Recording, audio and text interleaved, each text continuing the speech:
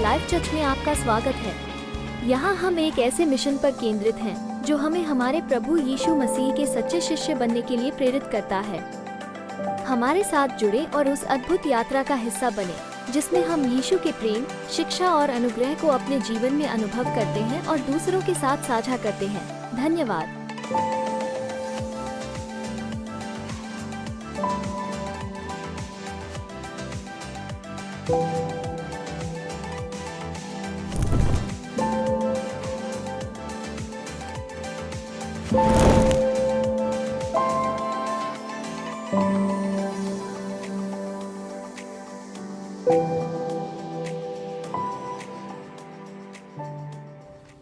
यीशु मसीह की जय।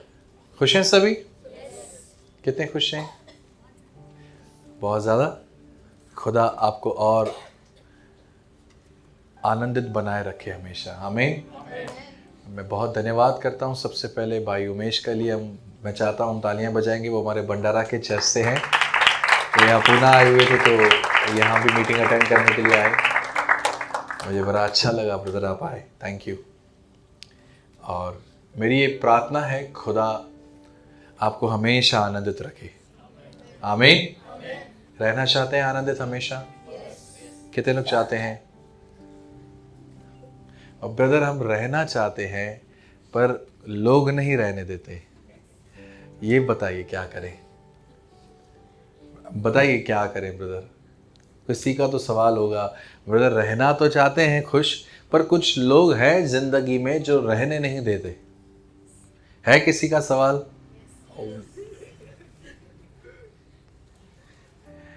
आपको पता है हमारे खुशी का दुश्मन लोगों से भी ज्यादा और एक चीज है। हमारे खुशी जो है ना, हम ये जो बोलते हैं ना लोग खुश नहीं रहने देते, हम चाहते तो हैं, उससे भी एक बड़ा दुश्मन है एक चीज। किसको पता है तो बताइए। स्वयं, खुद और आलस। आलस किधर खुशी का दुश्मन है यार? और ईगो और एक्सपेक्टेशंस, नींद। ये ठीक है, लगा देते हैं किधर, चिपका देंगे हम इन चीज़ों को। हाँ, स्वभाव, गुस्सा। बताओ। हाँ जी, खुद की सोच। बहुत सारे उत्तर सही भी है। जानना चाहते हैं? कहिए तुलना। कहिए तुलना करना। जब भी आप तुलना करेंगे ना अपने आप को किसी और से, याद रखिए आप हमेशा खुद को दुखी पाएंगे। परमेश्वर ने सबको अपनी अपनी जगह पर फिट बनाया है, ठीक बनाया है, अच्छा बनाया है। आपको और मेरा कोई काम नहीं है खुद को किसी के साथ तुलना करें। कहिए तुलना। ये बड़ी दुश्मन है हमारे खुशी की, बड़ी दुश्मन है। अच्छे भली बहनें ड्रेस पहन के निकलते हैं, शादी पे जाते हैं, फंक्शन पे जाते हैं, अच्छे से रेडी होकर निकले, वहाँ पर कोई और बहन को देख लिया इन्होंने, इससे उनसे ज़्यादा अच्छी ड्रेस पहनी थी, दुखी। अरे आप अच्छे हो ना, अच्छे बन के गए हो, क्यों तुलना कर रहे थे? जब तक आपने देखा नहीं, आप खुद को पसंद कर रहे थे, खुश थे। आपने देखा, आप दुखी हो गए। आप तुलना मत करें किसी से भी। जब भी आप तुलना करेंगे ना, आप हमेशा खुद को निराश पाएंगे। किसको वो है, किसको ये चीजें हैं, किसको। आपको जो जरूरत है, याद रखिए परमेश्वर वो हमेशा आपको देगा। हमारी सबसे बड़ी दुखी होने का कारण ही ये है कि हम चाहते हैं ये भी मेरे पास हो, वो भी मेरे पास हो। खुदा ने जो हमें दिया है, हम उस चीज का लाभ नहीं उठा पाते हैं जो हमारे पास नहीं है। सदैव उन चीजों को देखते हैं। आपके पास अच्छा फोन है, जब आपके दोस्त के पास आपसे अच्छा फोन नहीं था, तब तक आप अपने फोन को एंजॉय करते थे। आपके फ्रेंड ने कोई आईफोन ले लिया और आपको सैमसंग ही है अभी भी, या तो रेडमी का है, शॉमी का है, और आपका उसने जब आपको दिखाया आप दुखी हो गए, मेरे पास नहीं है, उसके पास है। आईफोन से ज्यादा अच्छा एंड्रॉयड है, पता है आपको? उसमें मगजमारी कम है, खर्चा भी कम है, आपके पैसे बचेंगे। इसमें सारे ऐप्स के लिए पैसे देने पड़ते, चार्ज चार्ज चार्ज। मेरे पास है ना iPhone 16 है, 16 Pro। हमें शेयरिंग करनी होती है, एडिटिंग करनी होती है, तो कभी कभी ये थोड़ा प्रोसेसर है ना में हाई चाहिए होता है ताकि वो हैंग ना हो। बहुत सारे फ़ोन, पहले मैं एंड्रॉयड यूज़ करता था ना, उसमें हैवी काम है हमारा, तो मुझे देखता था हर साल मुझे फ़ोन चेंज करना पड़ता था एक। तो बार बार चेंज करने से बेहतर मैंने एक ही बार अच्छा ले लिया। तो मैं देख रहा था, अभी मेरी सिस्टर है ना, मेरी बहन जो है ना, मेरी छोटी बहन, उसके भी ऑफिस के लिए उसको बहुत सी डाटा रखनी पड़ती है, उसका रियल एस्टेट का काम है, तो बहुत सी चीज़ें उसको सेव करके रखनी पड़ती है, अपने वीडियोस रखने पड़ते हैं, घर के जो बनाती है वो सब उसको रखना पड़ता है डाटा सेव करके।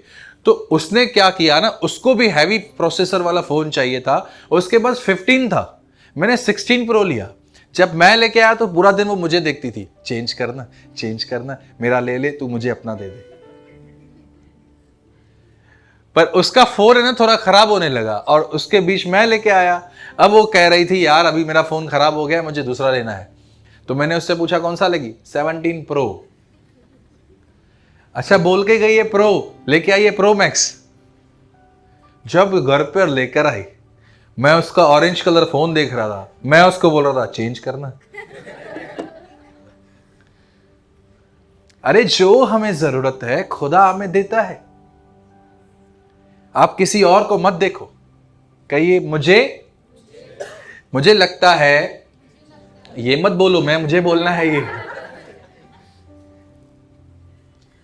मुझे लगता है जब यीशु इस पृथ्वी पर आए तो बहुत से अंधों को उसने आंखें दी। अगर मुझे यीशु बोले ना, मैं उसको बोलूं बहुत सी चीजों के लिए मुझे अंधा कर दे, देखना ही नहीं है, मुझे देखना ही नहीं है। ना देखूंगा, न अभिलाषा उठेगी, न तकलीफ होगी। कहिए अभी बोलो, मुझे किसी और को नहीं देखना। जो खुदा ने मुझे दिया है वो मेरे लिए, उसको पता है यही बेहतर है।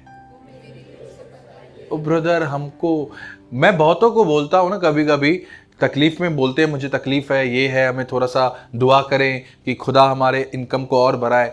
तो मैं उसको बोलता हूँ काम तो अच्छा चल रहा है ना। हाँ अच्छा तो चल रहा है, तो क्या प्रॉब्लम है? मैं चाहता हूँ और बढ़े, ठीक है, कोई खराब बात नहीं है, दुआ करते हैं खुदा आपको और दे, कोई गलत चीज नहीं है। मगर मैं देखता हूं अच्छा भला है आदमी, अच्छा भला है, अच्छा खाना मिलता है, जो उसको खुदा ने जो कमा रहा है उसमें अच्छा बच रहा है, अच्छा खाना खा रहा है, हर हफ्ते एक बार बाहर का भी खाता है, मगर तो भी दुखी है। पता है दुखी क्यों है? इसको रोज बाहर का खाना है, इसको रोज बाहर का खाना है। प्रॉब्लम ये है, ये नहीं देखना है खुदा अच्छा खिला तो रहा है ना, पर प्रॉब्लम कब स्टार्ट होती है? मुझे ये नहीं चाहिए, मुझे चाहिए और कुछ इससे बेहतर। खुदा हमें जो आवश्यक है वो देगा। एक समय आएगा जब हम इनफ परमेश्वर देखेगा, हम बुद्धिमान बन गए हैं, समझ आई है, हैंडल कर सकते हैं चीजें, वो समय पर खुद और बढ़ाता भी है। फिलहाल के लिए जो है धन्यवाद के साथ जियो, उसका लाभ उठाओ। कभी कभी जो चीजें खुदा हमें देता है, दूसरों को देखने के चक्कर में हम उन चीजों को भी इंजॉय नहीं करते, उन चीजों का भी लाभ नहीं उठा पाते। अच्छे अच्छे कपड़े पहनते हो, शूज है, आपको प्यूमा का शू है, आपका दोस्त लेके आया नाइकी, आपका ध्यान यार मेरे पास ये नहीं है, अरे प्यूमा खराब है, अच्छा पहना है, खुश था ना तू, पहले एंजॉय करना उसको, क्यों ध्यान दे रहे दूसरे पर? बोलो मुझे किसी पर ध्यान नहीं देना, सिर्फ एक ही पर ध्यान देना है, यीशु पर। जब आप उसकी तरफ निहारोगे, हमेशा आपको आनंद देगा, हमेशा आपको हियाव मिलेगा, हमेशा आपको उम्मीद मिलेगी जब आप उसकी तरफ निहारोगे। आमीन। कहिए यीशु मसीह की। आप समझ रहे हैं कौन सी चीज है हमारे खुशी की सबसे बड़ी दुश्मन? कहिए कंपैरिजन, कहिए तुलना। तुलना समझते ना? यीशु को पसंद नहीं है ये तुलना। इसलिए जब उसने देखा, एक दृष्टांत कहा, एक फरीसी था, मंदिर में गया, एक दूसरा एक चुंगी लेने वाला भी मंदिर में गया। फरीसी की दुआएं देखो, मैं इसकी तरह नहीं हूं, मैं इसकी तरह नहीं हूं, मैं इसकी तरह नहीं हूं। यीशु ने इस चीज को कंडेम किया है। उसको पसंद नहीं है तुलना करने वाले लोग। खुदा ने आपको जैसे बनाया अच्छा बनाया। अपनी वैल्यू हमेशा आपको देखनी है ना। अगर आपको ऐसा लगता है मैं अच्छा नहीं हूं दिखने में, अच्छी नहीं हूं दिखने में, मेरी थोड़ी इतनी वैल्यू है, आपको अपनी वैल्यू देखनी है ना, केवल एक ही जगह देखो, पता चलेगा, क्रूस को।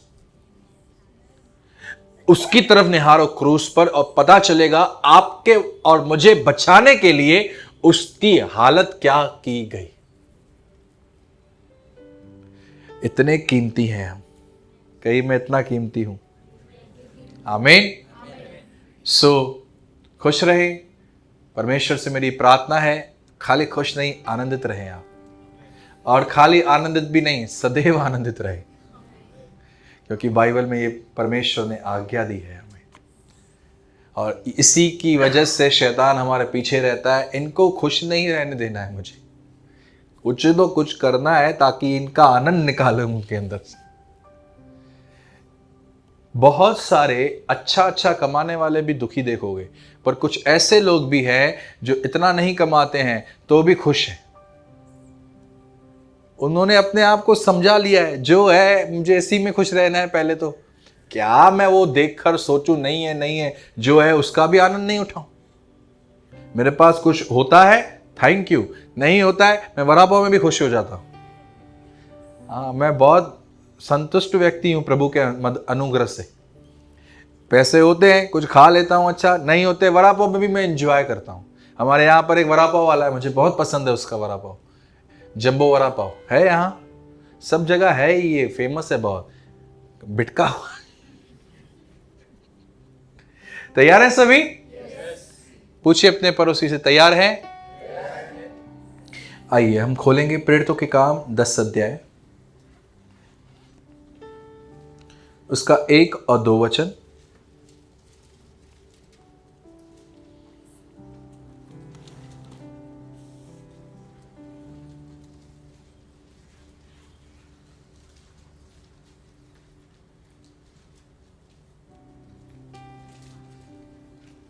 प्रेरितों के काम 10 अध्याय,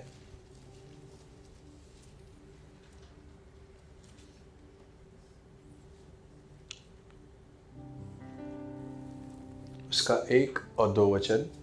अगर आप नहीं लाए हैं बाइबल तो यहाँ देख सकते हैं, मैं पढ़ता हूँ आपके लिए। कैसरिया में कुरनेलियुस नाम एक मनुष्य था, जो इतालियनी नाम पलटन का सूबेदार था। सेकंड, वह भक्त था और अपने सारे घराने समेत परमेश्वर से डरता था और यहूदी लोगों को बहुत दान देता और बराबर परमेश्वर से प्रार्थना करता था। अब ब्रदर इसका आप लगाइए 7 वचन।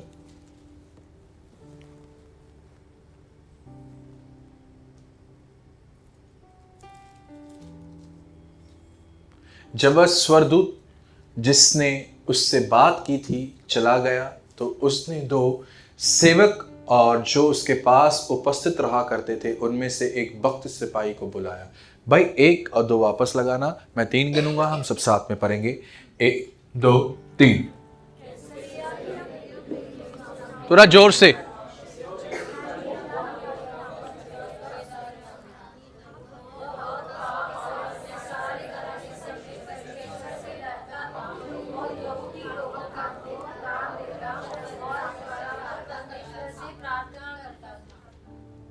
और 7। आइए पढ़ेंगे, इसको भी पढ़िए।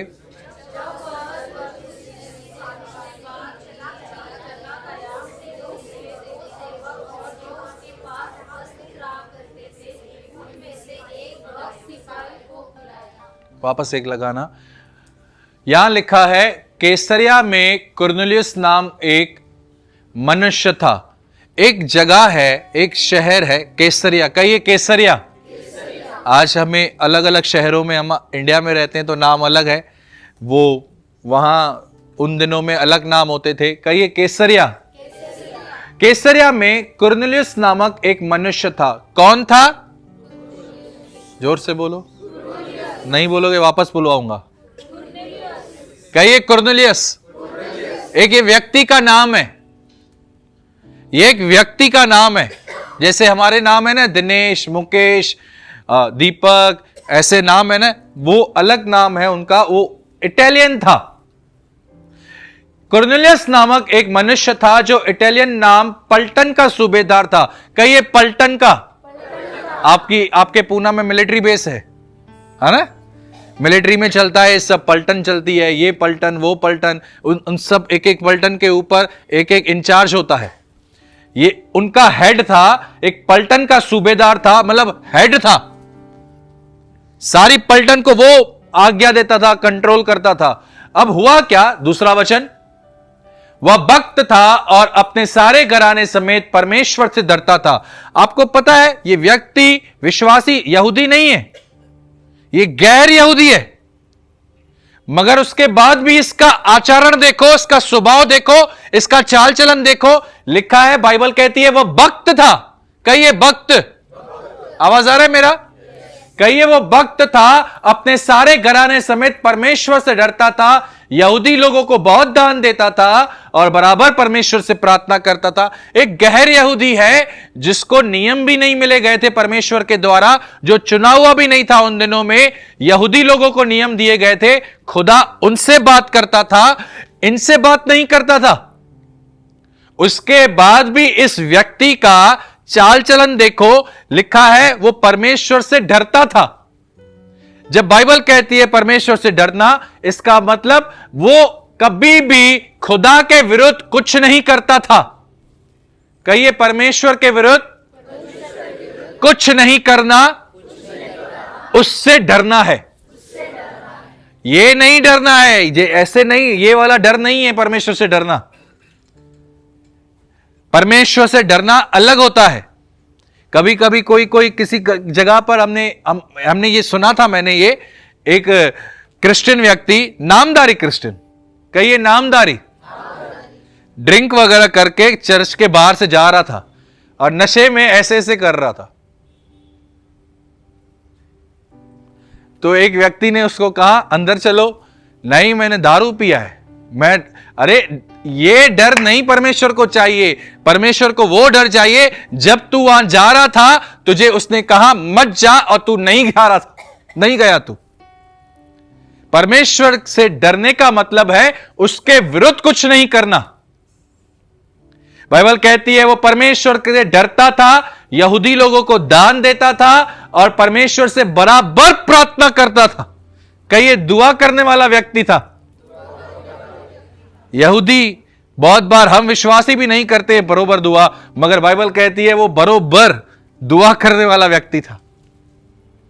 जब ये उसका आचरण है, जब ऐसे वो जीता था, एक दिन परमेश्वर का स्वर्गदूत उसे दर्शन देता है और कहता है, हे कुरनेलियुस, भयभीत ना हो, तेरी प्रार्थना, तेरा दान परमेश्वर के सामने पहुंचाया गया है। वो उसने तेरे दान और दुआओं को सिमरण किया है। परमेश्वर, इस स्वर्गदूत को कैसे पता? मतलब ये स्वर्गदूत हमेशा उसके साथ रहता था और देखता था ये करता क्या है।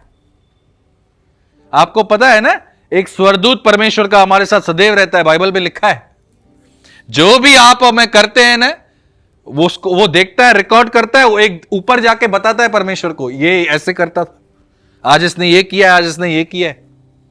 तो ब्रदर दिखाई क्यों नहीं देता? अगर वो दिखने लग गया तो आप भय मानोगे ही ना। क्यों करोगे खुदा के विरुद्ध? आपको डर लग रहा है, ये खरा है, इधर ही कुछ करूंगा, देख लेगा, बता देगा। ये तो विल कंट्रोल करना हो गया। पर परमेश्वर ने हमें फ्री विल दी है, उसने हमें छोड़ दिया है ताकि देखूं ये करते क्या है खुद अपनी इच्छा से। अगर दिखाई देने लग गया तो समझो परमेश्वर हमें कंट्रोल कर रहा है। इसलिए परमेश्वर ने ना, इसलिए इन दिनों में अभी परमेश्वर स्वर्गदूतों को बड़ा कम बेचता है। उसको पता है ये एक बार स्वर्गदूत को देख लेगा ना, इसके अंदर खुद ही डर आएगा। मगर मुझे ये डर नहीं चाहिए, मैं चाहता हूं ये वचन पढ़े, उसमें से समझे मुझे क्या पसंद है क्या नहीं, और वो वहां से फॉलो करे। सबसे खूबसूरत चीज परमेश्वर ने अपना वचन दिया है। आप देखो पुराने नियम में बहुत बार परमेश्वर अपने दूतों को, स्वर्गदूतों को भेजता था, पर आप देखो इन दिनों में इतना ये सब नहीं है। कभी कभी स्वर्गदूत आते हैं, दिखते हैं, पर आपको पता है क्यों नहीं परमेश्वर भेजता है? क्योंकि खुदा ने अब हमें लिखित में वचन दिया है अपना। अब स्वर्गदूतों से भी ज्यादा उसका वचन इंपॉर्टेंट है। इसको पढ़ो, खुद समझो और खुद फॉलो करो। आमीन। एक स्वर्गदूत आता है और कहता है तेरी प्रार्थना, तेरा दान परमेश्वर ने सिमरण किया है, उसके सामने पहुंचाया गया है। अब एक काम कर, याफा नगर में एक व्यक्ति है जिसका नाम है पतरस। कहिए पतरस। जो वहां पर वो है ना, एक शिमोन नामक एक व्यक्ति के घर पे रह रहा है, और स्वर्गदूत उससे कहता है जो शिमोन है ना, वो चमड़े का धंधा करता है। आप देखो डिटेल देता है स्वर्गदूत। याफा में अपने किसी को भेज, वहां से पतरस को बुला के ले आ। जो पतरस है ना, समुद्र के किनारे एक घर है जिस शिमोन चमड़े का धंधा करने वाले का, वहां पर पतरस रह रहा है। जा किसी को भेज और उसको बुलाकर ले आ। कितना डिटेल पता है व्यक्ति इस स्वर्गदूत को। मतलब आप समझ रहे हैं, एक ड्रोन की तरीके से हमारे ऊपर नजर रखे हुए था। उस पर ड्रोन होता है, ड्रोन ऊपर नजर रखते हैं, सारे स्वर्गदूत हमको देखते हैं। एकदम एक्यूरेट डिटेल है उसको, प्रॉपर लीड कर रहा है, प्रॉपर बता रहा है, नाम बता रहा है, बिजनेस बता रहा है, शहर बता रहा है, प्लेस बता रहा है। इन दिनों में दर्शन अलग होते हैं, बाइबल के दर्शन अलग थे। जब बाइबल में दर्शनों की बात आती है, वहां पर चीजें अलग तरीके से दिखती है। इन दिनों में दर्शन ही अलग है। कोई आया, कोई गया। एक स्वर्गदूत आया, बाल खुले थे, दूसरा स्वर्गदूत आया, बाल बंधे हुए थे। अजीब से दर्शन है इन दिनों में। कंपैरिजन करो आप बाइबल में से, पता चल जाएगा ये कोई दर्शन नहीं था इसका, ये इसकी सोच थी। जो सोया है ना, इसने खुद इमेजिन किया। इस व्यक्ति, ये स्वर्गदूत आता है, एक्यूरेट डिटेल देता है उसको। उसके बाद होता क्या है, ये दो सिपाहियों को बुलाता है। कहिए दो सिपाहियों को। 7 वचन भाई 7। जब वह स्वर्गदूत जिसने उससे बात की थी चला गया, तो उसने 2 सेवक, कहिए 2 सेवक, और जो उसके पास उपस्थित रहा करते थे उनमें से एक भक्त सिपाही को बुलाया। कहिए एक भक्त सिपाही को। हमने 2 वचन पढ़ा, इसके लिए लिखा है ये भक्त है। अब उसके पास में जो खड़ा रहता है व्यक्ति, उपस्थित रहता है, उसके लिए भी लिखा है वो एक भक्त सिपाही को बुलाता है। आपने देखा उस व्यक्ति, वो जो उसका सेवक है, अपने स्वामी के साथ रह रहकर वो भक्त, ये भी भक्त, स्वामी भक्त, चेला भी भक्त है। उसके साथ रह रहकर उसका प्रभाव उसके सेवक पर भी आया, और वो भी अपने स्वामी की तरह भक्ति में जिंदगी जीता था। हम बहुत बार दूसरों को प्रचार करते हैं, ये मत करो, वो मत करो, चर्च आओ, अपने घर पे समझाते हैं ये गलत है, ये सही है। आपने कभी देखा है उतना प्रभाव क्यों नहीं आता? लोग बदलते क्यों नहीं है? यहां पर तो उसकी जिक्र भी नहीं है उसने कुछ प्रीचिंग किया है। लिखा है वो भक्त था, उसके साथ वो रहता था, वो भी भक्त बन गया। याद रखिए, हमारा भाषण, हमारी बातें, उससे द्वारा किसी की भी जिंदगी नहीं बदलती है। हमारे जीवन जीने का जो तरीका होता है वही दूसरों पर प्रभाव डालता है, और उसी से ही लोग बदलते हैं, उसी से ही लोग बदलते हैं। आप समझ रहे हैं बात को? आप कितना भी अपने घर में बताओ ये मत कर, वो मत कर, वो मत कर, जब तक वो बदलाव आपके अंदर, मेरे अंदर नहीं देखेंगे, याद रखिए, तब तक वो भी नहीं बदल पाएंगे। इसलिए अगर आप एक ऐसे व्यक्ति हो, काफी समय से समझा रहे हो, बदलाव नहीं आ रहा, छोड़ दो और अपनी जिंदगी को पॉलिश करने में ध्यान दो। जब आपकी जिंदगी पॉलिश हो जाएगी, आपकी चमक उन पर आएगी और उनके अंदर भी बदलाव आना चालू हो जाएगा। अपने आप को शाइन करो। आपने समझाया ना, आपने देखा है बच्चों को, आप कितना भी समझाओ बच्चे नहीं सुनते, हां बोलते हैं, मगर आप उनके सामने कुछ करोगे ना। आप बोलो पढ़ाई कर, नहीं करेंगे, पढ़ाई कर, नहीं करेंगे। आप कोई बुक लेकर उनके साइड में बैठ जाओ, आपको देखेंगे, एक दिन देखेंगे, 2 दिन देखेंगे, 3 दिन देखेंगे, चौथे दिन पता है क्या करेंगे? खुद ही छोड़कर खेलना कूदना, आपको देखकर वो भी अपना बुक लेकर बैठ जाएगा। वो भी बैठेगा, क्योंकि उसने अपने सामने एक ऐसा उदाहरण देखा है, एक एग्जाम्पल देखा है। कहिए लोग, जोर से बोलो ना, लोग, उनको इन दिनों में ज्ञान नहीं, लोगों को इन दिनों में एग्जाम्पल्स चाहिए।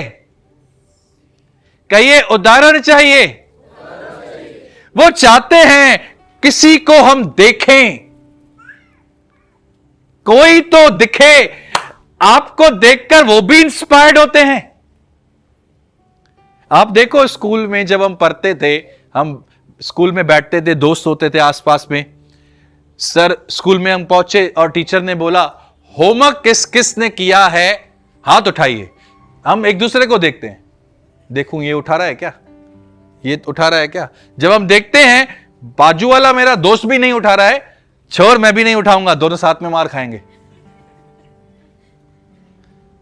और हम इतने बदमाश थे स्कूल के समय में, थोड़ा सा जानबूझ के हाथ उठाते थे और वो बाजू वाला देखता था नहीं उठा रहा है, वो जोर से उठा लेता था, हम नीचे कर देते थे, खा मार तू खुद ही।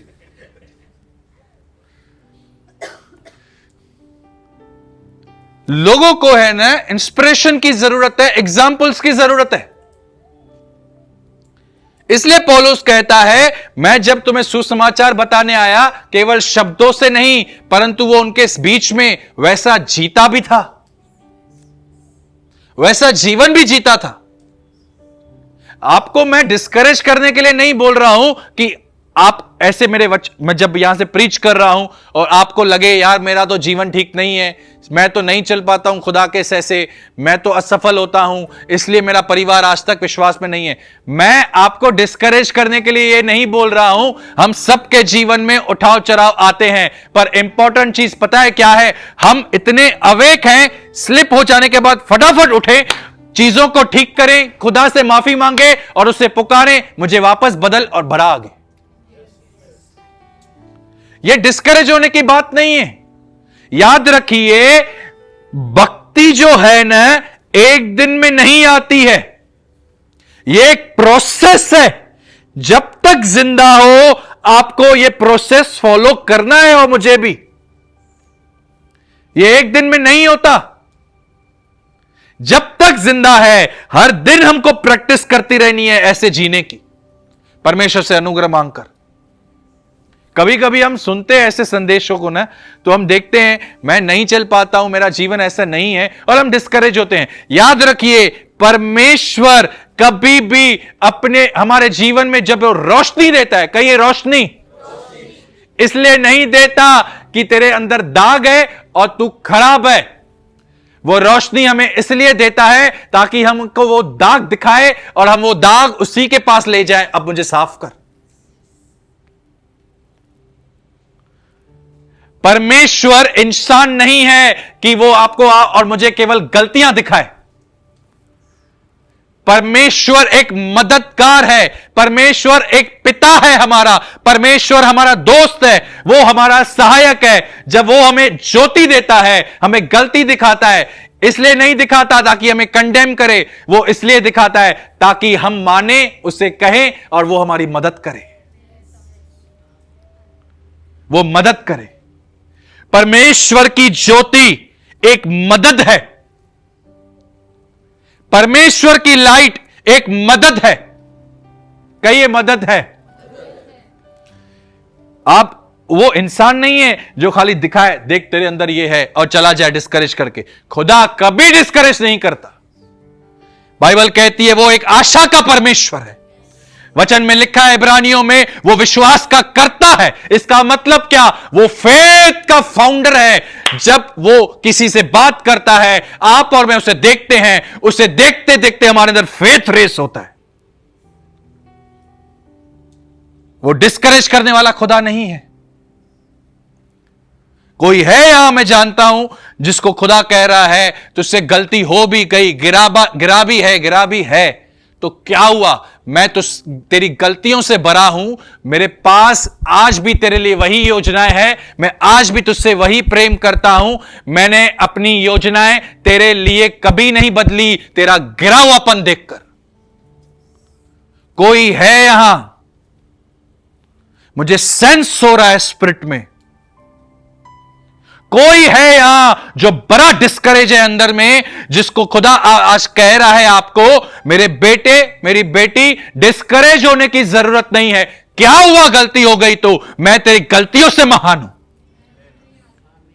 मैं तेरे गलतियों से महान हूं। आप देखो पुराने नियम में जब मूसा ने गुस्सा किया, भली वो कनान नहीं गए, पर परमेश्वर इतना महान है, नए नियम में उसे ले आया है। जब यीशु पहाड़ पर था, वहां मूसा उससे बात करने आया है। आप पतरस को देखो, उसके जीवन में कॉलिंग थी, उसने वो गुनाह में गिरा, पर तो भी यीशु उसके पास आया, छोड़ा नहीं। कोई डिस्करेज होने की जरूरत नहीं है। कहिए मसीह में हमारे लिए कोई डिस्करेजमेंट नहीं है। इसका मतलब यह भी नहीं है कि आप करते रहो गलतियां। परमेश्वर हमें इसलिए हाथ नहीं देता है कि हम उसके हाथ का फायदा उठाएं। परमेश्वर हमारे सामने जब हाथ फैलाता है ना मदद करने के लिए, वो इसलिए नहीं उठाता ताकि हम बार बार उसके इस हाथ का फायदा उठाएं।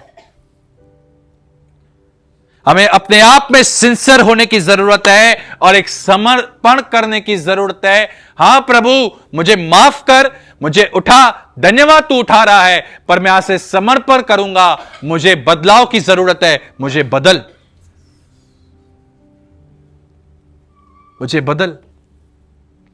कौन सी शाप आप और मैं हमारे घर वालों के ऊपर छोड़ रहे हैं? इस व्यक्ति ने, कुरनेलियुस ने अपने घराने पर, अपने सेवकों पर भक्तों की छाप छोड़ी है। हम कौन सी छोड़ रहे हैं? क्या हमारे घर वालों को हमारा जीवन देखकर उन पर प्रभाव आ रहा है गॉडली लाइफ जीने का? क्या वो हमें देख रहे हैं? याद रखिए, हम बहुत बार बोलते हैं ना कि ये बाइबल है, नए व्यक्ति को बोलते हैं, अपने पड़ोसियों को बोलते हैं, इसे लो पढ़ना, प्रभु आप खुदा यीशु पर विश्वास करो, बचाए जाओगे, वो आपसे बड़ा प्यार करता है, चर्च आओ, ये बाइबल लो, पढ़ते रहना। पढ़ते क्यों नहीं पढ़ते? आपने बहुत बाइबल्स दिए हैं ना, ऑफिस में अपने कलीग्स को दिए होंगे, अपने पड़ोसियों को दिए होंगे। यीशु कौन है जो आता है वो भी दिया होगा, पढ़ा? हां ना कुछ बताओ, क्यों नहीं पढ़ते? उनको उतना टाइम नहीं है, वो खोलकर मेहनत करे पढ़े। वो आपको और मुझे पढ़ते हैं पहले, उनको हम समझ में आए उसके बाद वो उठाते हैं। वो आपको और मुझे पढ़ते हैं, जब उनको हम समझ में आते हैं ना, उसके बाद वो उठाकर पढ़ते हैं। हम पहले बाइबल हैं चलती फिरती, कहिए हम चलती फिरती बाइबल है। लोग हमें पढ़ते हैं भाई, लोग पढ़ते हैं हमें।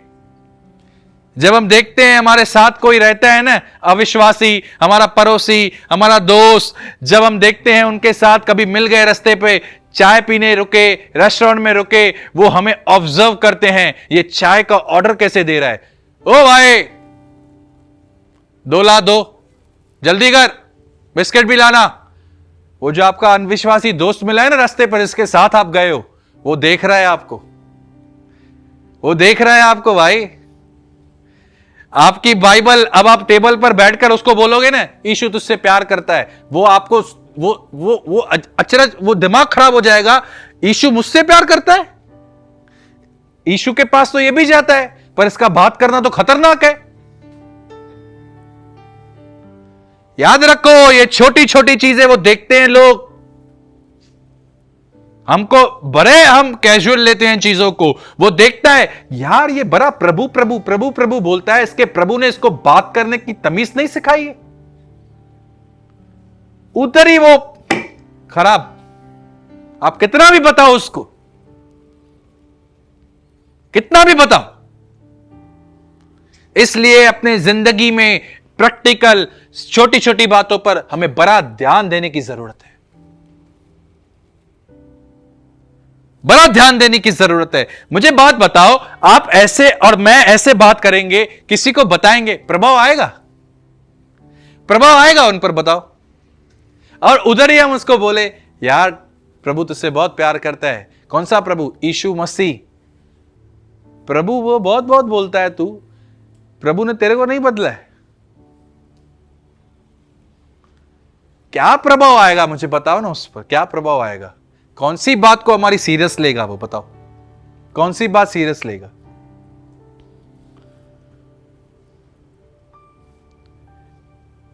उस व्यक्ति को देखो, ऐसी जिंदगी जीता है, उसके साथ रहने वाले सेवक, उन पर भी प्रभाव आता है, और वो भी भक्ति में जिंदगी जीना चालू कर रहे हैं। लिखा है एक भक्त सेवक, एक भक्त सिपाही।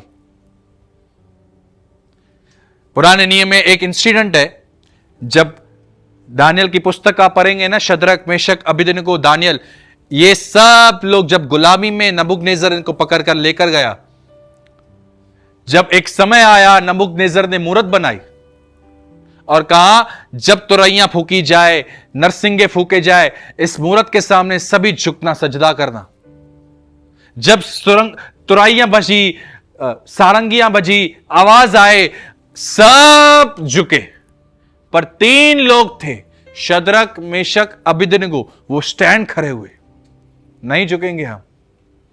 और आप देखो जब वो स्टैंड रुके, उसको कितनी भारी कीमत चुकानी पड़ रही थी, उनको आग के भट्ठे में फेंका गया। ये कोई बड़ी बात नहीं है। जब आप और मैं एक खरा जीवन जीते हैं तो हमारे जीवन में आग के जैसे इसकी तरह चटके लगते हैं, कोई बड़ी बात नहीं है।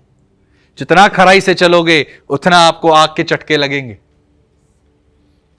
वो आग के भट्ठे में डाले गए, और आप देखो परमेश्वर का पुत्र नबूकदनेस्सर कहता है, उस आग में उसने देखा, उसमें वो कहता है हमने तो 3 लोग फेंके थे, वो भी बांध कर, ये चौथा कौन है? और चौथे का स्वरूप परमेश्वर के पुत्र के जैसे लग रहा है, यीशु पुराने नियम में, यीशु पुराने नियम में।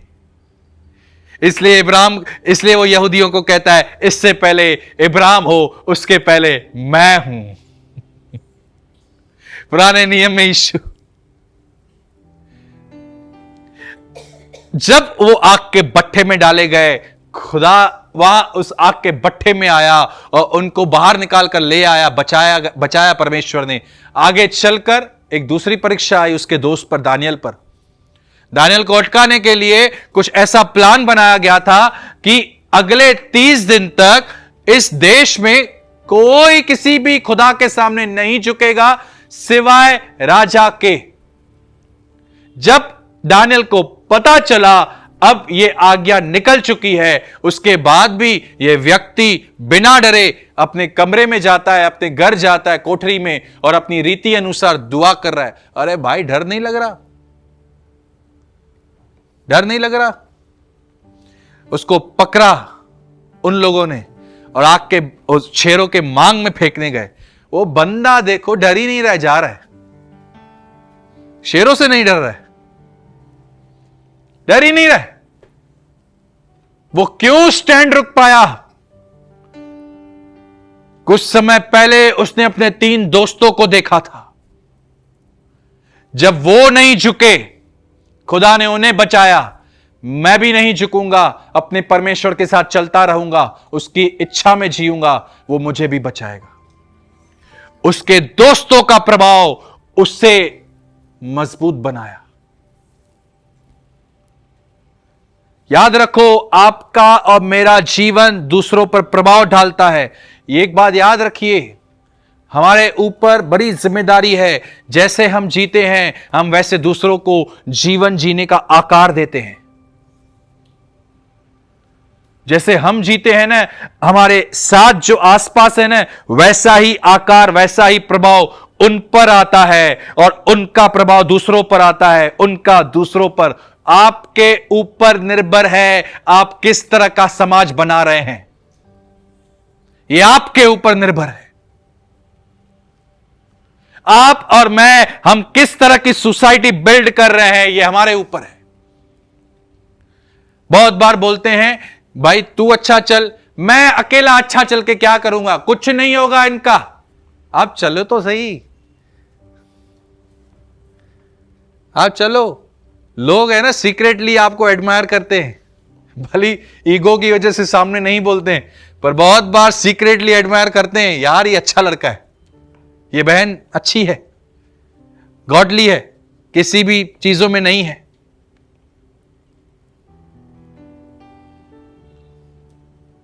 मैं आपसे पूछता हूं, क्या आपने अपने ऑफिस के लोगों पर प्रभाव डाला है? फैमिली पर प्रभाव डाला है? कलीसिया में प्रभाव डाला है? अपने दोस्तों पर प्रभाव डाला है? जब मैं विश्वासी नहीं था तो मुझे बड़ी आदतें थी, अपने दोस्तों के साथ घूमता था, मैं बहुत गुटखा खाता था, मुझे आदत थी स्नूकर और क्रिकेट, और स्नूकर होता है स्नूकर, वो मैं बहुत खेलता था स्नूकर, पूरी पूरी रात खेलता था, 6-6, 7-7 घंटे पूरी रात खड़ा होता था, सुबह 6-7 बजे घर पे आता था। इतना मुझे पसंद थी स्नूकर, क्रिकेट, स्नूकर, और एक आदत थी गुटखा खाने की। दोस्तों के साथ घूमता था। जब प्रभु ने एक दिन छुआ, चर्च में जाता भी था मैं, जब एक दिन खुदा ने छुआ, ये सारी आदतों से इच्छा निकल गई। उसके बाद मैं अपने दोस्तों से घूमना बंद कर दिया, उनसे बात करना बंद कर दिया, घूमना बंद कर दिया, क्योंकि मैं जानता था इनके साथ घूमूंगा वापस उधर जाना ही पड़ेगा मुझे, उनका प्रभाव आएगा ही मेरे ऊपर, पता है मुझे। उनके साथ घूमना बंद कर दिया। अपने पड़ोस में जो है ना, आसपास में किसी के साथ में मैं बहुत है ना, सबसे भिड़ता रहता था, अपनी उस घर के गली में सबसे भिड़ता रहता था छोटी छोटी बातों में।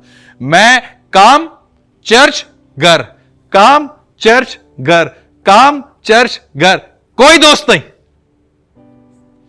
चर्च काम घर, चर्च काम घर, और कुछ नहीं। 2-3 सालों तक पूरी गली देने वालों ने देखा, यार ये आता है, गाड़ी रुकाता है, चला जाता है, चुप रहता है, चर्च में बोलता है जाता हूं, काम पर जाता है, घर आता है, अब ना ही दोस्तों के साथ घूमता है, ना ही बाहर घूमता है, ना ही गली में किसी और को तंग कर रहा है। आहिस्ते आहिस्ते है ना, 1-2 लोग आने लगे घर पर। पता है क्या बोलते थे? आज भी वो आंटी है ना 1-2, वो बोलती, घर आते थे, बेटा वो मेरे बेटे के लिए प्रार्थना करना। क्या आंटी क्या हो गया? उसका काम नहीं लग रहा है, उसको जॉब नहीं है, या उसको जॉब मिलता भी है तो अच्छा सैलरी नहीं मिलता है। ये वो आए कैसे मेरे पास दुआ करवाने? आए कैसे? उन्होंने ऑब्जर्व किया मेरा जीवन, उन्होंने देखा, यार ये अभी पहले जैसा नहीं है, पहले भी यीशु में ही था मगर बिगड़ा हुआ था, कुछ भी बताता था वो सुनते ही नहीं थे, हाँ हाँ हाँ ऐसे बोलते थे। अब मैं किसी को बोलता भी नहीं था, घर पे चुप करके आके बैठ जाता था, चर्च जाता था, काम घर, चर्च काम घर, किसी से बात भी नहीं करता था, गली में किसी को बताता भी नहीं था प्रभु के लिए। तो भी उसके बाद 2-3 सिस्टर्स से ना, आंटी मेरी मां के उम्र की घर पे आ गई, प्रार्थना कर। याद रखिए, सबसे बड़ा सुसमाचार जो प्रभाव डालता है ना, वो शब्द नहीं है, वो जीवन है, वो लाइफ है। आप कुछ मत बोलो, खाली वैसा जियो, आपका जीना बात करेगा। जब ये जीवन बात करता है ना, जोर से बात करता है, उसी के बाद लोगों के ऊपर प्रभाव आता है। एक बार तो अजीब बात हो गई, उल्टा मैं डर गया था। एक आंटी आई पास में से, मां की उम्र जितनी, बोला बेटा किधर जा रहा है? मैं आंटी मैं काम पर जा रहा हूं, लेट हो गया आज। एक काम करेगा, तेरे रास्ते पर ही वो काम है। अब ठीक है आंटी बताइए। मैंने उनको बोला कहीं जाऊंगा नहीं मैं उतर के, मुझे पहले ही लेट हो गया है। नहीं नहीं किधर जाना नहीं है, रास्ते से ही है। ठीक है बताइए। वो मेरी बेटी है ना, आज उसका रिक्शा वाला नहीं आया है तो उसको बीच में तेरे क्लासेस पड़ेगा, छोड़ता जाएगा। और मैं डर गया, ठंडा हो गया। उसकी बेटी 7-8 साल की नहीं थी, 22 साल की थी, मेरे जितनी। मैं सोच रहा था आंटी को हुआ क्या है, मेरे साथ भेज रही है, इसको डर नहीं लग रहा है भगा के लेके जाऊं? इसको डर नहीं लग रहा है अगर ये इसके टच में आ गई, ये बातचीत करना चालू हो जाए? उसने देखा था ये पहले कैसे था, अब कैसे है। ये मेरी बेटी को नहीं गंदी नजर से देखेगा, ना ही छुएगा, ना ही उसके साथ छेड़खानी करेगा। उसको कन्विंस हो गई थी वो, ये चुपचाप छोड़ के चला जाएगा। ये आया कैसे उस पर प्रभाव? उसने मेरा पहले का जीवन और अभी का जीवन देखा था। याद रखिए, बहुत सरमन्स लोग सुन चुके हैं, बहुत संदेश सुन चुके हैं लोग, बहुत आपने बताया होगा दूसरों को। अब लोगों को भाषणों की जरूरत नहीं है, लेक्चर्स की जरूरत नहीं है, अब लोगों को उदाहरणों की जरूरत है। कहिए उदाहरणों की, एग्जाम्पल्स की।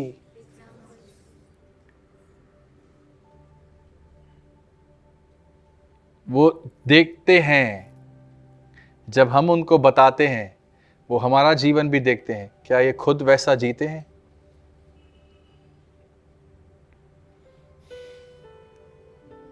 समर्पण करें, उससे कहिए खुदा मुझे ऐसा बना अपने जैसे।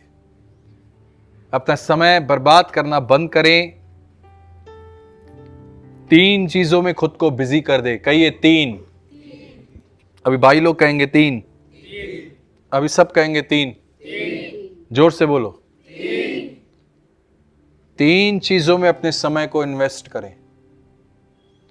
वचन, प्रार्थना, उपवास। वचन, प्रार्थना, उपवास। और चौथी बताऊं, गॉडली संगतियां।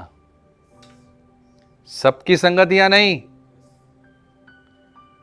गॉडली समझते हैं ईश्वरीय संगतियां।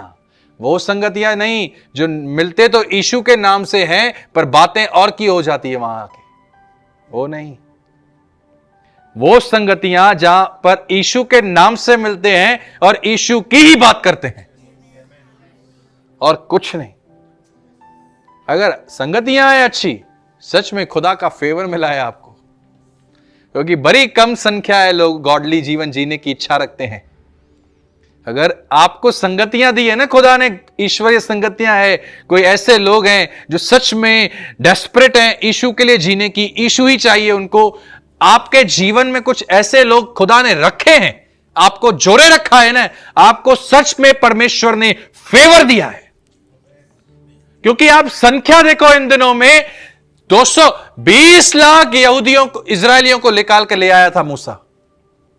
20 लाख क्यों निकाल के लेके आया था? मिस्र से निकालकर कनान में ले जाने के लिए। सिर्फ 2 पहुंचे हैं, कालेब और यहोशू। वो सारी जनरेशन जंगल में खत्म हो गई, उसके बाद दूसरी जनरेशन गई है वहां। 20 लाख लोगों में 2 गॉडली व्यक्ति जो मूसा के जिंदगी पर बराबर ध्यान देते थे। उनको इंटरेस्ट था, मूसा जिस खुदा की उपासना करता है उसी खुदा की उपासना करनी है। बाकी किसी का ध्यान नहीं था।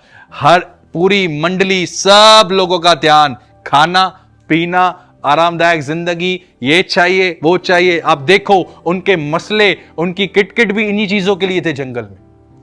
उनका ध्यान होता ही नहीं था खुदा में। उनका ध्यान ही नहीं होता था। पर ये दो अलग लोग थे। ये इन चीजों पर ध्यान नहीं देते थे, ये मूसा के जिंदगी पर ध्यान देते थे। यहोशू तो मूसा के साथ तंबू में जाता था, निकलता ही नहीं था। लिखा है मूसा निकल जाता था, वो बैठा रहता था। अगर खुदा ने ईश्वरीय संगतियां, गॉडली संगतियां दी है, सच में परमेश्वर ने एक फेवर दिया है आपको। मैं जब प्रभु में नया नया आया था, वो वाकई में मेरे पास है ना गॉडली संगतियां दी थी, पर मैं देखता हूं इन दिनों में इतनी नहीं है मेरे पास।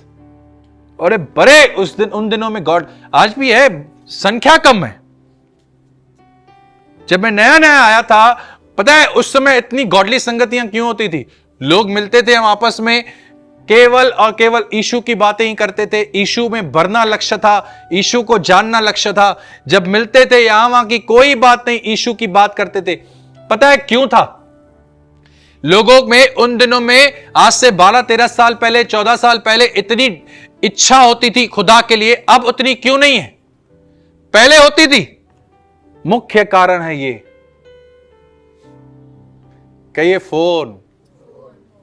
पहले इंटरनेट इतना था नहीं, बटन वाला फोन होता था, उसमें इंटरनेट था नहीं। जब इंटरनेट आया 400 रुपए का रिचार्ज होता था, 1 GB महीने का। कुछ काम पड़ता था, इंटरनेट चालू करते थे, कुछ देखते थे, बंद कर देते थे, मैसेज आता था आपकी 20 MB कट गई, और आपको देखते थे 480 MB पर ही है, 10 दिन और चलाने, बंद कर बाबा। जब से इंटरनेट सस्ता हुआ है, लोगों का प्यार यीशु के प्रति ठंडा हो गया है। 1 GB महीने का मिलता था, मैं तो 3-4 महीने में उसके बाद करवाता था रिचार्ज। जब से जियो लाया, लोगों का जीना खराब हो गया। वो तो लाया जियो, लोग उसको जीते देखकर खुद मर रहे हैं। जियो जिंदाबाद। 3 महीना फ्री इंटरनेट दिया, सबको आदत लगवा दिया, उसके बाद रिचार्ज चालू कर दिया। बड़े शातिर लोग हैं, उनको पता है कैसे इन लोगों का माइंड पहले ऑक्यूपाइड करना है, आदत डलवानी है। लिया था किसने 3 महीना फ्री सिम? 2 लिया था मैंने।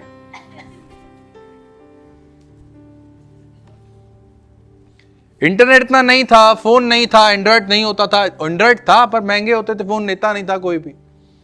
इंटरनेट सस्ता हो गया। लोग देखो, अभी रील्स आते हैं, इसके पहले टिकटॉक था, लोग उसी में रहते थे। जो समय पहले बाइबल पढ़ा जाता था, जो समय पहले दुआ की जाती थी, वो समय टिकटॉक को देने लगे। थोड़ी देर, थोड़ी देर, थोड़ी देर, थोड़ी देर, टिकटॉक बंद हो गया, रील्स आ गए। वो भी जानते हैं कुछ अल्टरनेट बनाकर रखना है ताकि एक बंद हो जाए दूसरा चालू रखें, एक बंद हो जाए दूसरा चालू रखें। समय होता था, फोन नहीं होता था मेरे पास, बहुत सालों तक फोन नहीं होता था। मैं चर्च जाता था, मस्त काम करते थे, जॉब करता था मैं। अपना दुकान जल्दी से 9:45 बजे रात को बंद करता था। मैं बॉस 10 बजे बंद करता था, मैं उसको बोलता था 9:45 कर दो ना यार, पीछे जाना है, संगति है हमारी।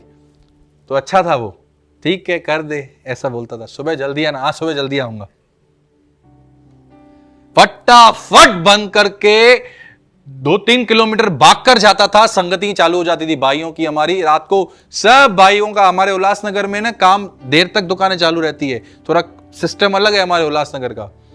हमारा उल्लासनगर इंडिया में नहीं है, इसलिए उसको बोलते हैं यूएसए, सिंधी एसोसिएशन। वो यूएसए एक है ना, ये भी यूएसए। अजीब ही है हमारा उल्लासनगर। रात को देर से बंद होते थे दुकान, सब भाई लोग। सुबह हमारे दुकान वहां पर देर से खुलेंगे, आप आओ, सुबह 10 बजे घूमोगे, सब दुकानें बंद होंगी। रात को बंद करके फटाफट सब भाई लोग एक जगह पर मिलते थे। एक ब्रदर थे, उनके घर पे मिलते थे हम। 2 रूम होता था, अंदर एक बाहर, नीचे जगह बना हुआ था, स्लम टाइप था, चौल में ऐसा कंटिन्यू सब घर थे गलियों में। आहिस्ते आहिस्ते बाहर अंदर का रूम भरने लगा, लोग भाई लोग बाहर आकर बैठे, बाहर तक ब्रदर्स बैठे रहते थे, किधर नहीं जाते थे। दुकान बंद, सीधा संगति। उधर प्रभु की बातें कोई ना कोई खुदा के लिए बताता था, आराधना करते थे, दुआएं करते थे, और उन दिनों में मस्त जलते रहते थे इस व्यक्ति की तरह। आज हमारी उस आग पर इसने पानी डाल दिया, पानी डाल दिया। इसलिए वचन कहता है, एक जगह पर पौलुस कहता है, आत्मा की आग को न बुझाओ, आत्मा की आग को न बुझाओ।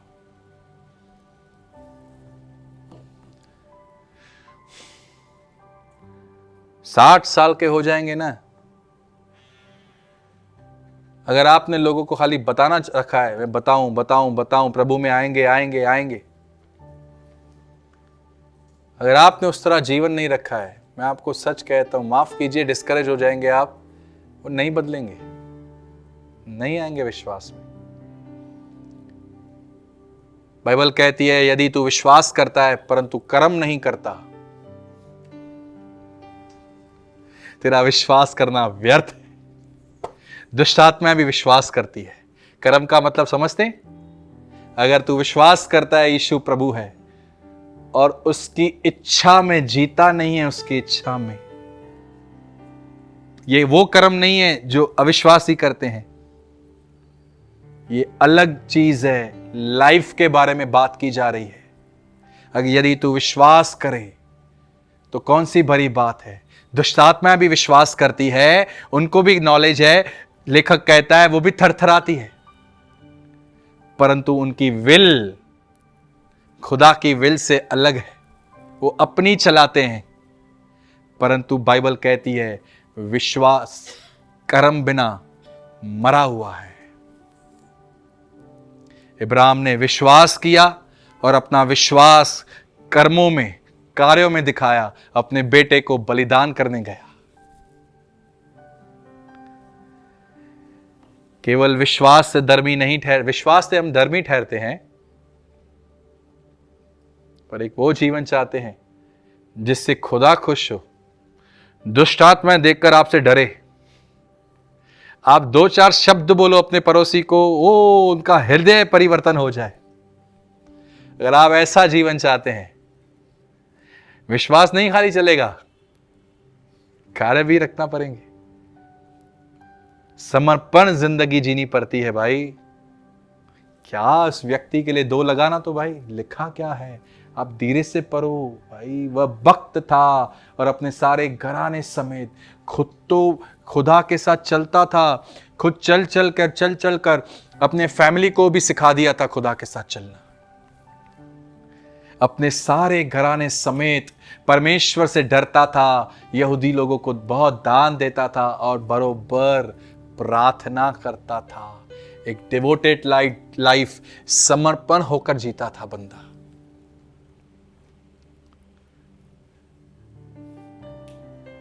पेंटिकोस के दिनों में जब यीशु उठाया गया, सारे चेलों ने समर्पण किया। ऊपरी कोठरी में बैठे हुए थे, दुआएं कर रहे थे। पवित्र आत्मा उतरा, बदल गए वही लोग। पतरस बाहर आया और प्रचार करता है वहां पर, तुमने ही यीशु नासरी को क्रूस पर मारा, तुमने जीवन के कर्ता को मारा है, जिसके हम गवाह हैं। और बातें बोलने लगा यीशु के लिए। जब उसका संदेश खत्म हुआ, दूसरा वर्ड लोगों का आया, उद्धार पाने के लिए क्या करें। सुनने वालों के हृदय छिदे, ऑन द स्पॉट परिवर्तन आया। कैसे? वो जो लोग थे समर्पण कर कर बैठे थे, पवित्र आत्मा आया, पहले उनको बदला, वही होली स्पिरिट उनको बाहर ले आया। जब वो बोलने लगे, दूसरों के अंदर परिवर्तन आया। अगर आप चाहते हैं, क्या बातें हैं यार। प्रेरितों के काम में एक चीज में पढ़ रहा था, वो भाई मैंने बंद कर दिया बाइबल। मैंने कहा प्रभु मैं पहले थोड़ा पहले चल लेता हूं, ये मेरे को और मत सिखाओ, पहले इतना तो चलूं मैं। कुछ लोग थे उन्होंने सुना था यीशु के नाम से दुष्ट आत्माएं निकलती है और वो यीशु का नाम यूज करने लगे। वो पौलुस जिसकी सेवा, वो यीशु जिसकी सेवा पौलुस करता है, उसके नाम से निकल दुष्ट आत्माएं उनके ऊपर आ गई। लिखा है उनको मारकर, कपड़े उतार कर, नंगा करके भेज दिया। अब पढ़ो, लिखा है। पर वही बंदा पौलुस खाली बोलता था। अरे वो तो बोलता भी नहीं था, उसके देह से रुमाल छूकर किसी पर रखा जाता था। इतना अनॉइंटिंग थी उसके बदन में, बीमार ठीक हो जाते थे। जब मैं ये वर्ड पढ़ रहा था, मैंने कहा प्रभु, बाइबल तो कहती है यीशु के नाम में ताकत है, तो उन्होंने आपका नाम तो यूज किया है ना, क्यों नहीं निकली दुष्ट आत्मा? नाम तो यूज किया है प्रभु, कहा है ना जिस यीशु का प्रचार पौलुस करता है उसके नाम से निकल। आप बाइबल में लिखा हुआ है यीशु के नाम में ताकत है, तो निकली क्यों नहीं? निकली क्यों नहीं? यीशु का नाम, यदि आप उसके इच्छा में जीते नहीं हो और आप उसका नाम लेते हो, वो नाम भी कुछ नहीं कर पाएगा। मुझे नहीं पता आपको ये चीज कैसे लोगे आप। अगर आपका जीवन नहीं है, अगर आप ये प्रोक्लेम करते हो यीशु मेरा प्रभु है, आपके और मेरे ऊपर एक अद्भुत जिम्मेदारी है अपने जीवन से उसको रिप्रेजेंट भी करें। अगर पता नहीं कितने लोग समझोगे आप, बड़ी गहरी ये चीजें। अगर आप और मैं कहते हैं यीशु, तो ये हमारे ऊपर जिम्मेदारी है हम उस यीशु को अपने जीवन से रिप्रेजेंट करें।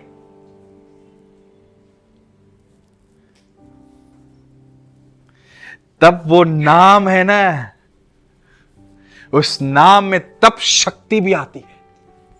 आप और मैं खुद गुनाह में हैं और किसी दुष्ट आत्मा को बोलते हैं यीशु के नाम से निकल, वो हंसेगी अंदर से। खुद खटका हुआ है, मेरे को आज्ञा देता है। क्यों यीशु का नाम काम नहीं आता? क्यों नहीं आता? यीशु, बाइबल में लिखा है ना यीशु के नाम में ताकत है, क्यों नहीं होता? फिर बताओ। कैरेक्टर, जीवन ऐसा नहीं है, समर्पण नहीं है। हम गलती हो जाने के बाद मानते नहीं है, एटलीस्ट हम हो गई, चलो ठीक है, खुदा माफ कर, उठा। एक सिंसियर नहीं बनाते हैं खुद को, अब समर्पण करें, खुदा मुझे बदल। जो लोग परमेश्वर के भय में जीते हैं, दुष्ट आत्मा उनके भय में रहती है।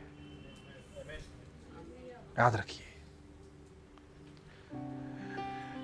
जो लोग खुदा के भय में जीते हैं, दुष्ट आत्मा उन लोगों के भय में जीती है। छोर से पंगा मत ले, यह सर्वशक्तिमान का भय मानता है, उसके विरुद्ध कुछ नहीं करता, एक समर्पण करके जीता है। स्लिप हो जाता है, उठता है, तुरंत मान लेता है, और इसका खुदा इस कारण इसके साथ रहता है। इसको छेड़ा तो खुदा हमारी हालत खराब कर देगा।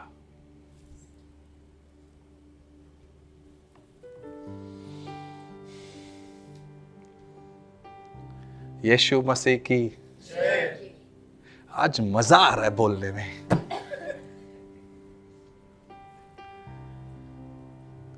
मैं ये चीज बोलने वाला नहीं था, पता है मैं बहुत हैवी चीज है, मुझे कोई 2-3 दिन लग गए इसको समझने में, डाइजेस्ट करने में।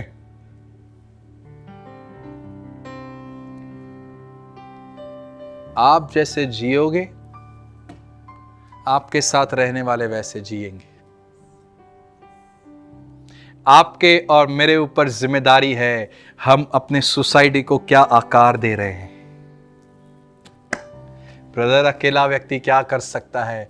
अकेला व्यक्ति जो खुदा के साथ चलता है ना, करोड़ों के ऊपर छाप डाल के जाता है। एक अकेला सिंगल व्यक्ति जो खुदा के साथ चलता है, करोड़ों के ऊपर छाप डाल के जाता है। आप जाओ नाइजीरिया, अफ्रीका जाओ, एक व्यक्ति वहां प्रचार करता था, अंकल रेनार्ड बोंके, वहां प्रीचिंग करता था। जर्मन में रहते थे, जर्मनी में, वहां प्रीचिंग करते थे, परमेश्वर के साथ चलता था वो। आप देखो, जब उसने चालू की वहां पर प्रीचिंग करने, इतने लोग नहीं आते थे पहले। समय बीता, समय बीता, समय बीता, ये वहां रहते थे। आप देखो, आधे से ज्यादा नाइजीरिया प्रभु में लेके आए वो। पहले नाइजीरिया में बहुत सारे जादू टोने होते थे। इवन आप देखो, उनके कुछ वीडियोस हैं। आप जब, अभी तो प्रभु में सो गए हैं वो, जब वो थे लास्ट भी 2015-16 में भी जब गए हैं ना क्रूसेड करने, लोगों उसको उनको सुनने के लिए 60 50 लाख पब्लिक आती थी, 40 लाख क्राउड में, बीच में। कभी कभी आप उनके वीडियोस में देखोगे ना, आग जल रही है, लोग उस आग के ना इधर गोल घूम रहे हैं। आपको पता है वो क्या है?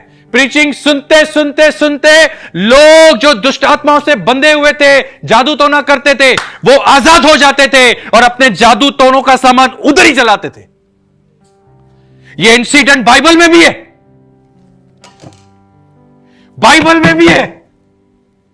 पौलुस एक जगह जाता है, वो सब लोग जो जादू टोना करते थे, उन सब लोगों ने अपने किताब ने जला दिए। उन किताबों की इतनी संख्या थी, पैसे भी लिखे हुए हैं। एक अकेला व्यक्ति,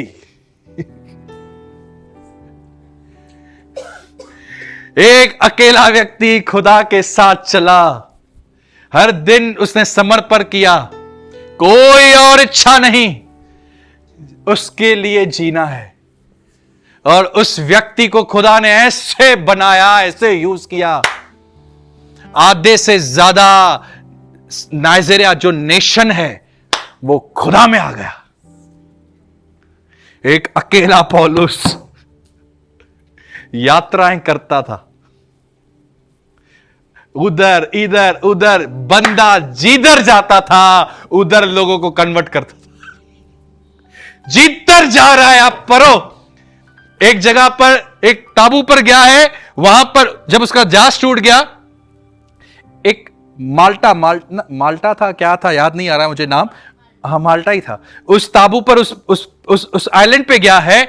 उस आइलैंड पे जाकर वहां पर उस आइलैंड का स्वामी कुछ इंचार्ज था ना, उसका कोई फैमिली रिलेटिव्स, मुझे प्रॉपर अभी याद नहीं आ रहा इसमें, आई थिंक उसका पिता की माता या भाई, मुझे याद नहीं आ रहा, कोई बीमार था घर पे, पिता। पौलुस उसके घर पे जाता है और उसको पता चलता है ये बीमार है, उसको ठीक करता है। उनका विश्वास बढ़ने लगा प्रभु में। जिधर जाता है उधर लोगों को यीशु की तरफ धकेलता है, उधर। प्रीचिंग लाइफ काम, प्रीचिंग लाइफ कार्य, सब यीशु मसीह के प्रति डेडिकेट था उसका, सब।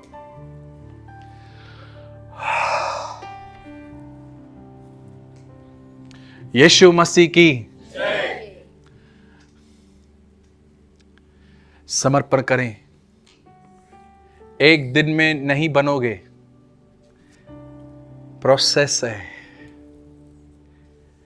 अंश अंश करके खुदा आपको अपने बेटे के समान और मुझे बनाता जाएगा, अंश अंश करके।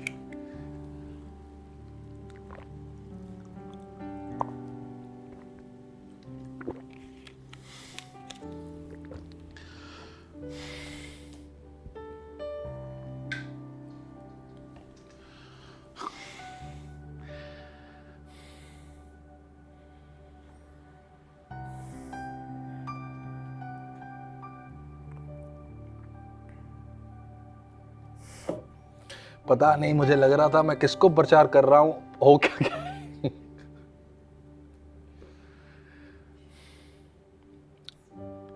ऐसी जिंदगी जियो, आपकी और मेरी जिंदगी दूसरों को इतना प्रभावित करे और वो भी यीशु के लिए जीना चालू कर दे। आमीन। यीशु मसीह की जय।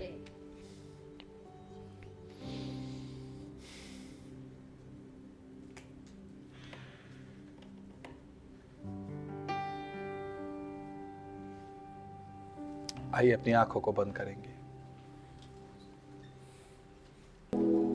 खुदा, मैं दुआ करता हूं हमारी मदद कर, हमें एक ऐसा व्यक्ति बना जिसके अंदर केवल आपके प्रति प्यार हो और हमारे अंदर और कोई इंटरेस्ट ही ना हो।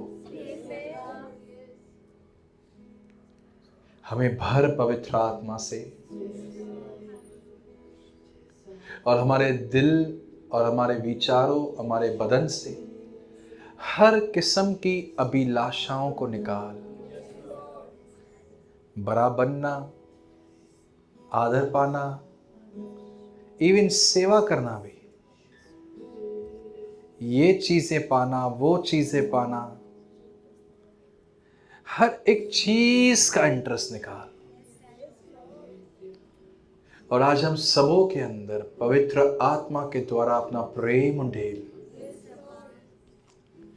आज हमारे ऊपर प्रकट कर कि क्रूस पर तूने हमें बचाने के लिए क्या किया है।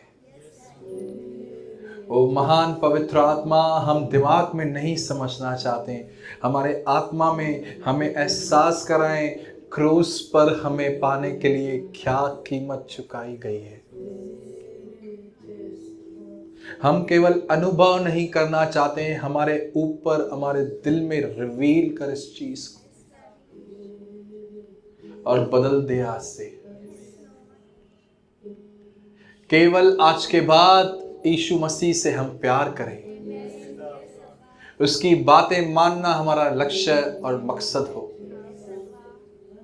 उसके वचनों में डूबे रहना, दुआओं में रहना, उपवासों में रहना, उसी में मन लगाना हमारी इच्छा हो।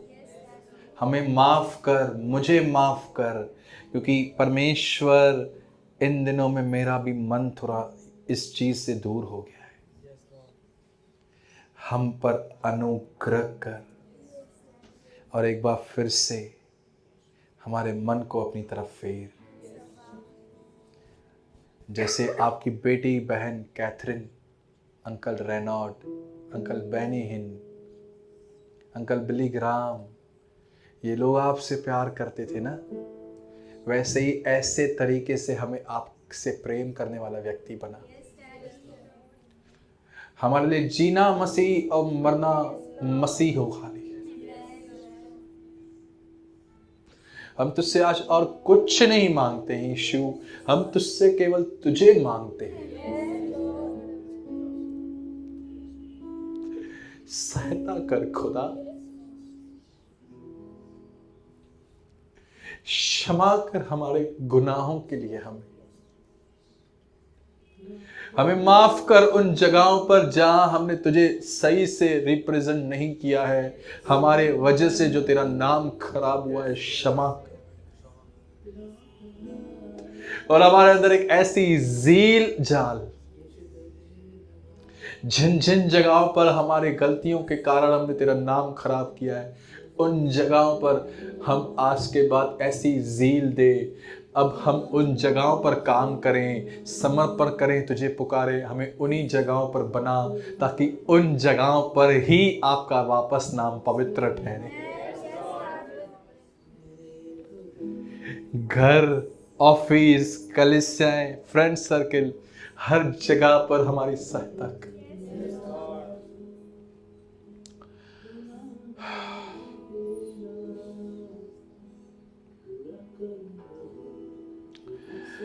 हमें आशीष दे, एक बार फिर से हमें भर पवित्र आत्मा और अपने प्यार से। निराशा, दोष भावना, इनकी पकड़ को हमारे अंदर तोड़ दे आज। एक बार फिर से हमें अपने अभिषेक, उपस्थिति और प्रेम से भरकर हमें उत्साहित कर, हमें जिला और ये यकीन दे कि तू आज भी हमसे प्रेम करता है और साथ है, और एक नए सिरे से एक समर्पण करके जिंदगी जीने के लिए हमारे अंदर भूख और प्यास दे और अनुग्रह भी दे स्टार्ट करने में। यदि यहाँ कोई बीमार है, आपके नाम से यीशु, आपके कोरे खाने से वो चंगा हो जाए। हम दुआ करते हैं हमारे घरों से सारी दवाइयाँ, सारे मनमुटाव, सारे झगड़े की स्पिरिट यीशु आपके नाम से निकलकर चली जाए। हमारे घरों में केवल शांति और प्यार का आत्मा कार्य करे, आपकी उपस्थिति वास करे और आप राज्य करें और आपकी मर्जी पूरी हो। सदैव हमारे घरों में प्यार और यूनिटी हो और चंगाइयाँ हो और आपकी महिमा से हमारा घर भरा हुआ रहे। अब हमारे अंदर मसीह जीवन के प्रति सिंसिरिटी दे, आप गंभीरता दे और मसीह जीवन को हल्के में लेने वाला नेचर निकाल। सारी महिमा हम आपको देते हैं और पिता का प्रेम, हमारे प्रभु यीशु का अनुग्रह और पवित्र आत्मा की सहभागिता प्रभु यीशु मसीह के वापस बादलों पर आने तक हम सबों के साथ होती रहे और बढ़ती रहे, और सब कहेंगे आमीन आमीन। After hearing God's word, share what you learned. Thousands will read your comment and be blessed. परमेश्वर के वचन को सुनने के बाद जो कुछ सीखा है वो कमेंट में बताओ। हजारों लोग तुम्हारा कमेंट पढ़ेंगे और आशीष पाएंगे।